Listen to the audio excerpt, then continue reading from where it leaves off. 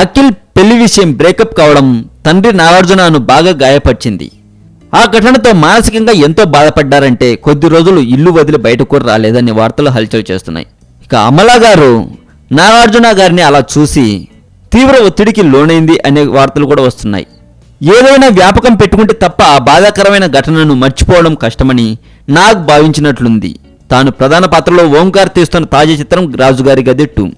అందులో నాగ్ పాల్గొంటున్నారు. వేగంగా సాగుతున్న ఈ సినిమా షూటింగ్కు సంబంధించి నాగ్ స్వయంగా ఫోటోలు తీసి షేర్ చేశారు.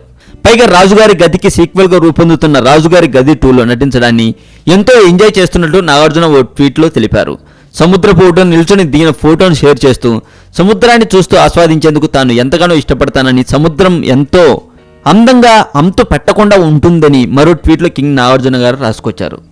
ఈ మూవీలో నాకు కాబోయే కోడలు స్టార్ హీరోయిన్ సమంత ఓ ముఖ్య పాత్రలో కనిపించనున్నట్టు వార్త రాగానే అక్కినేని ఫ్యామిలీ అభిమానులతో పాటు ఆమె ఫ్యాన్స్ కూడా సంబరపడిపోయారు.